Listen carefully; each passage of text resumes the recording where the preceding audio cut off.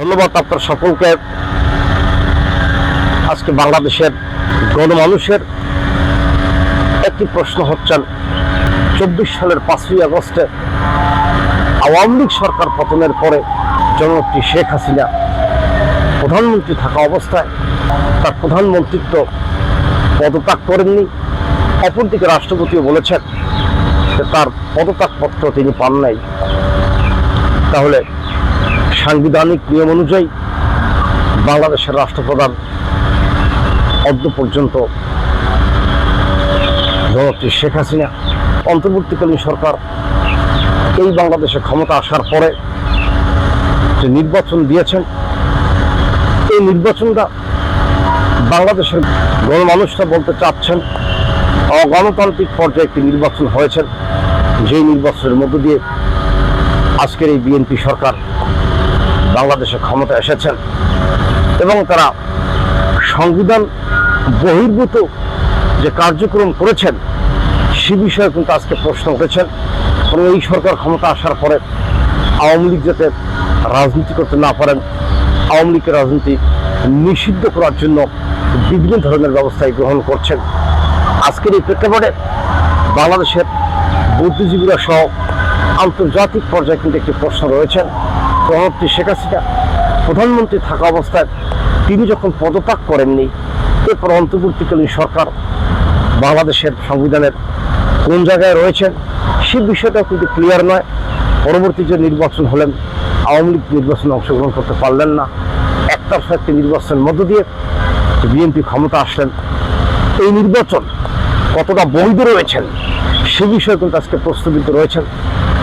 আমরা পত্রপত্রিকায় এবং মিডিয়া খুললে কিন্তু দেখতে পাচ্ছি বিএনপির লোকজন, জামায়াতের লোকজন, কিছু অরাজনৈতিক ব্যক্তিত্ব যারা আজকে রাজনৈতিক ব্যক্তিত্ব হয়েছেন তারা কিন্তু মিডিয়ায় বলছেন যে আওয়ামী লীগের আমলে 2014 সালের নির্বাচন, 18 সালের নির্বাচন, 24 সালের নির্বাচন সম্পূর্ণভাবে অবৈধ করেছেন ইত্যাদি ইত্যাদি বলে আওয়ামী লীগকে ফ্যাসিস্ট বলছেন, শেখ হাসিনাকে স্বৈরাচার বলছেন, শেখ হাসিনাকে ফোর্সর বলছেন, বিভিন্নভাবে কিন্তু বক্তব্য তারা উপস্থাপনা করছেন। কিন্তু আজকের প্রশ্নটা হলেন 2024 সালের নির্বাচনের পরে গণতান্ত্রিকভাবে বাংলাদেশের কনস্টিটিউশন অনুযায়ী এই বাংলাদেশের প্রধানমন্ত্রী হলেন বঙ্গবন্ধু কন্যা জননেত্রী শেখ হাসিনা।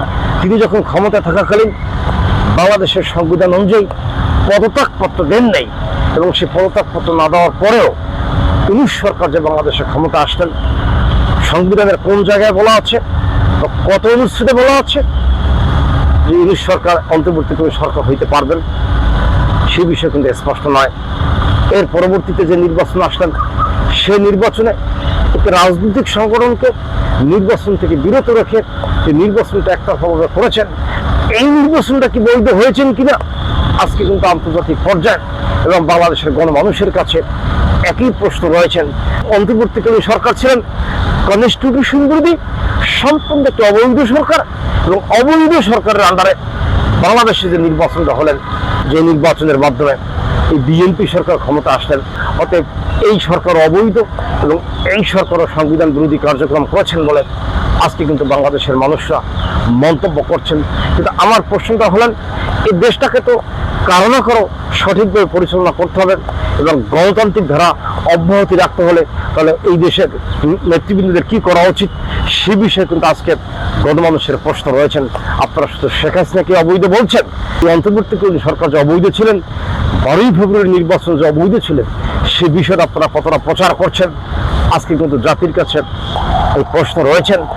আমার বক্তব্য শেষ করার পূর্বে আমি পুনরায় আপনাদেরকে বলতে চাচ্ছি, বাংলাদেশের গণমানুষরা বাংলাদেশের বুদ্ধিজীবীদের কাছে বলতে চাচ্ছেন যে প্রক্রিয়ায় 12ই ফেব্রুয়ারি নির্বাচন হয়েছেন, যেহেতু বাংলাদেশের প্রধানমন্ত্রী বঙ্গবন্ধু কন্যা জননেত্রী শেখ হাসিনা পদত্যাগ করেনি, অতএব অন্তর্বর্তীকালীন সরকারও সংবিধান বিরোধী, এই সরকারও সংবিধান বিরোধী, 12ই ফেব্রুয়ারি নির্বাচনটা সম্পূর্ণ অবৈধ।